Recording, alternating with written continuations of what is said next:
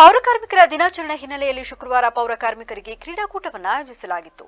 ಅರ್ಕಲಗೂಡು ಪಟ್ಟಣ ಪಂಚಾಯತ್ ಉಪಾಧ್ಯಕ್ಷ ಸುಬಾನ್ ಶರೀಫ್ ಕ್ರೀಡಾಕೂಟಕ್ಕೆ ಚಾಲನೆ ನೀಡಿದರು. ಮುಖ್ಯಾಧಿಕಾರಿ ಸಿಡಿ ನಾಗೇಂದ್ರ ಕುಮಾರ್ ಮಾತನಾಡಿ, ಪೌರ ಕಾರ್ಮಿಕರ ಸೇವೆ ಅತ್ಯಂತ ಮಹತ್ವದಾಗಿದೆ. ಇವರ ಸೇವೆಯನ್ನು ಗುರುತಿಸಿ ಗೌರವಿಸುವ ಉದ್ದೇಶದಿಂದ ಸರ್ಕಾರ ಪೌರ ಕಾರ್ಮಿಕರ ದಿನಾಚರಣೆ ಆಯೋಜಿಸಿದೆ. ಪೌರ ಕಾರ್ಮಿಕರ ಕ್ರೀಡಾ ಪ್ರತಿಭೆ ಗುರುತಿಸಿ ಉತ್ತೇಜಿಸುವ ಉದ್ದೇಶದಿಂದ ಕ್ರೀಡಾಕೂಟವನ್ನು ಏರ್ಪಡಿಸಲಾಗಿದೆ. ಸೋಲು ಗೆಲುವುಗಳಿಗೆ ಗಮನ ನೀಡದೆ ಪ್ರತಿಯೊಬ್ಬರು ಕ್ರೀಡೆಗಳಲ್ಲಿ ಪಾಲ್ಗೊಳ್ಳುವಂತೆ ತಿಳಿಸಿದರು. ಇದೇ ತಿಂಗಳ ಸೆಪ್ಟೆಂಬರ್ 23-9-2025ರಲ್ಲಿ ನಾವು ಸರ್ಕಾರದ ಆದೇಶದಂತೆ ಪ್ರತಿ ವರ್ಷ ಪೌರ ಕಾರ್ಮಿಕರ ದಿನಾಚರಣೆಯನ್ನು ಆಚರಣೆ ಮಾಡಿಸ್ತಾ ಇದ್ದೀವಿ.